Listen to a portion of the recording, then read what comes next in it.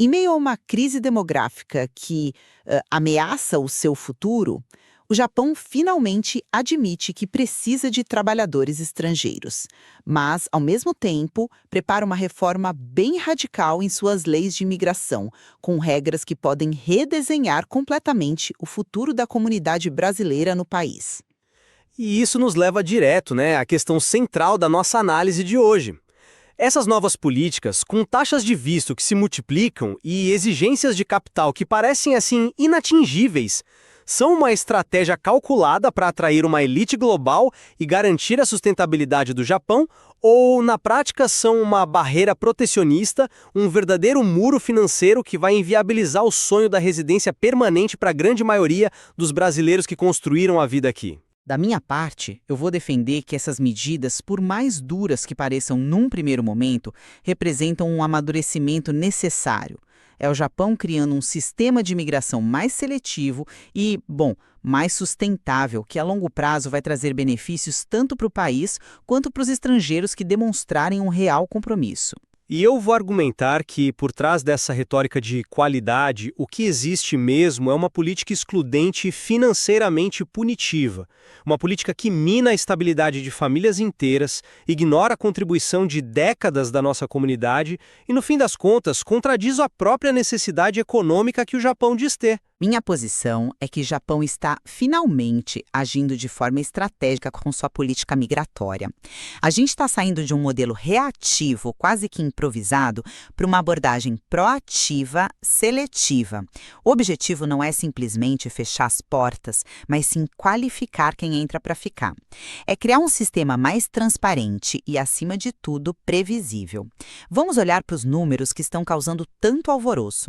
As novas taxas que podem chegar a 40 mil ienes para uma renovação de visto e ultrapassar os 100 mil para residência permanente, na verdade, só colocam o Japão em linha com o que já é praticado em outras nações do G7. Honestamente, as taxas atuais eram simbolicamente baixas. O governo sinaliza que essa receita adicional será reinvestida na própria comunidade estrangeira, financiando serviços de apoio multicultural, como mais aulas de japonês, centros de consulta. É um investimento na infraestrutura de integração. E sobre os empreendedores, as novas exigências para o visto de Business Manager, como capital mínimo de 30 milhões de ienes, isso é um filtro necessário. Elas combatem fraudes, garantem que os negócios abertos por estrangeiros contribuam de fato para a economia. É uma troca clara.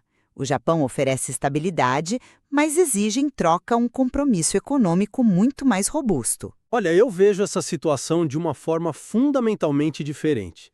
O que você descreve como amadurecimento, eu vejo como a criação de barreiras intransponíveis para o brasileiro comum, aquele que sustenta a economia japonesa no chão de fábrica, nos serviços. Vamos ser claros sobre os custos. Isso não é um ajuste, é um salto exponencial. Uma taxa que pula de 6 mil ienes para 40 mil ienes não é reajuste, é um aumento de quase 700%. A taxa do visto permanente que vai de 10 mil para mais de 100 mil, um aumento de 10 vezes. Isso tem nome, É uma medida punitiva. O impacto disso numa família é devastador, imagina só. Um casal com 2 filhos. A cada renovação de visto, eles vão ter que desembolsar 160 mil ienes. Isso é mais do que o salário mensal de muita gente. É um custo proibitivo. E para os pequenos empreendedores, a alma da nossa comunidade, a exigência de 30 milhões de ienes é uma sentença de morte. Dados indicam que só 4% dos atuais portadores desse visto conseguiriam cumprir essa regra. O que isso significa? Que 96% dos donos de restaurantes, de mercados, de salões de beleza seriam eliminados do sistema. E ainda tem a proposta de revogar a residência permanente por um simples atraso fiscal. Isso joga uma nuvem de insegurança sobre todos. Você usa a palavra punitivo, mas eu prefiro enxergar como um investimento obrigatório. O Japão está pedindo de forma bem direta que os residentes de longo prazo invistam financeiramente no país que escolheram. Como eu mencionei, essas taxas mais altas não vão para um buraco negro. A promessa é que elas financiem uma melhor infraestrutura de integração. Mas que garantia o trabalhador tem de que esse investimento vai de fato retornar para ele? Nenhuma. Para a família que precisa tirar 160 mil ienes do orçamento, Isso não é um investimento no futuro. É o dinheiro do supermercado, da escola das crianças, que agora vai para o governo. A mensagem que fica é outra, muito mais fria. Pague para ficar ou vá embora. Não tem como romantizar um aumento de 700%. É um imposto sobre a permanência. Certo. Mas e para os empreendedores? Não podemos ignorar que o governo está oferecendo alternativas. O Startup Visa, por exemplo, foi expandido nacionalmente. Ele permite que o empreendedor comece com requisitos bem mais baixos e tenha até 2 anos para se capitalizar. É uma espécie de rampa de acesso, um tempo para o negócio decolar. Esse argumento parece bom na teoria, mas na prática, o Startup Visa é uma solução temporária, é adiar o problema. No final dos 2 anos, o que acontece? O empreendedor dá de cara com a mesma muralha de 30 milhões de ienes. Não é uma rampa de acesso, é um corredor que leva para o mesmo abismo financeiro. Quantos pequenos negócios que atendem a nossa comunidade conseguem acumular esse capital em 2 anos? É fora da realidade da maioria. Mas veja bem, há também um período de transição de 3 anos até outubro de 2028, para quem já tem o visto de negócio se adaptar. Não é uma mudança da noite para o dia. O governo está dando tempo para um planejamento estratégico, para buscar investidores, para se alinhar a essa nova expectativa. Chamar isso de período de adaptação é um eufemismo, né? 3 anos para um pequeno empresário multiplicar seu capital por 6, 7 vezes. Isso não é um período para se adaptar. É uma contagem regressiva para a exclusão.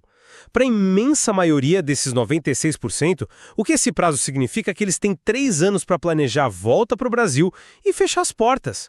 Não é um prazo justo. É um aviso prévio. Vamos então para o segundo ponto, que é igualmente sensível: a segurança jurídica. As novas regras que endurecem a fiscalização sobre o pagamento de impostos e que incluem a ameaça de revogar o visto permanente, na minha visão, isso é uma questão de justiça. É garantir que todos, japoneses e estrangeiros, cumpram com as mesmas obrigações. Isso não é controle social, é responsabilidade. Mas aí é que está o problema. A questão não é se os estrangeiros devem pagar impostos, é óbvio que devem. A questão é a desproporcionalidade da punição.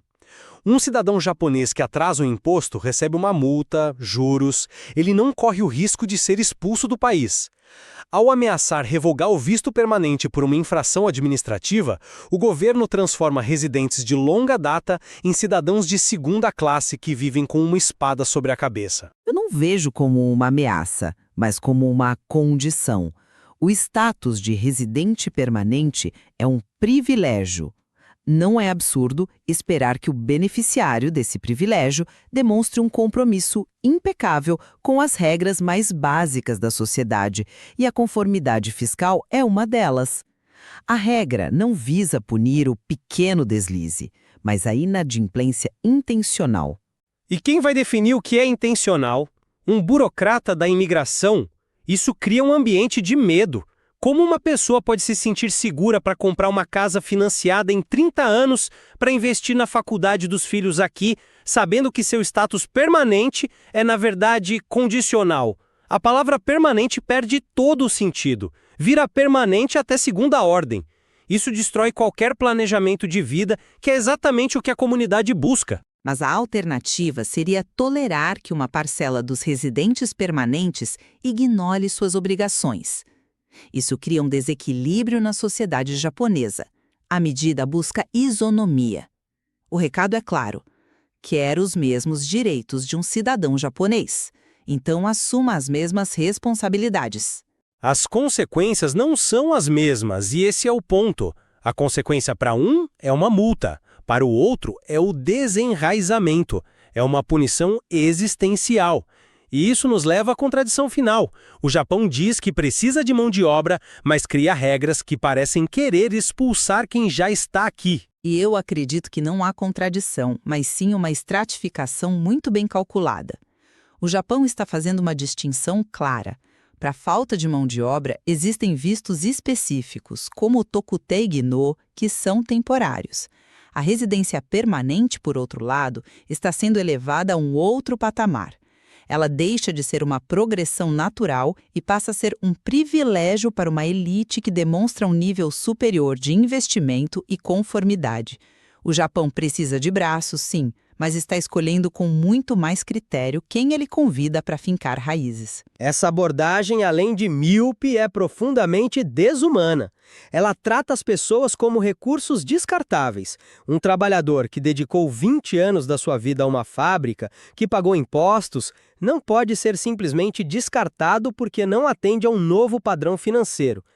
E a ironia suprema é ver isso acontecer ao mesmo tempo em que o governo celebra a isenção de visto de turista para brasileiros.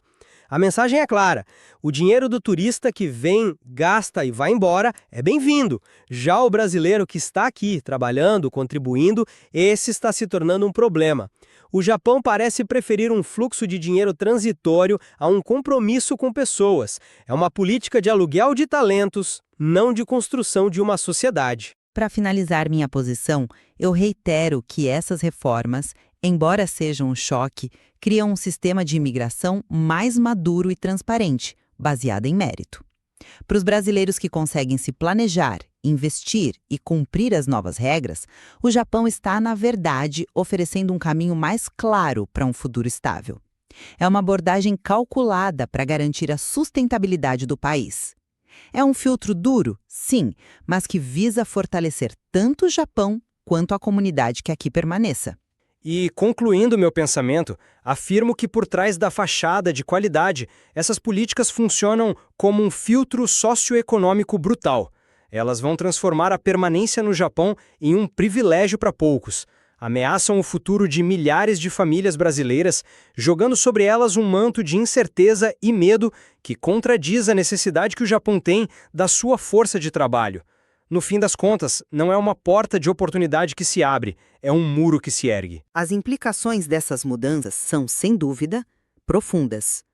A comunidade brasileira no Japão enfrenta um momento decisivo, que vai exigir um nível de planejamento e de tomada de decisões para o qual muitos talvez não estivessem preparados. Exato. A nossa análise de hoje buscou expor os detalhes desses desafios. Fica claro que as expectativas do governo japonês mudaram e estão muito mais altas.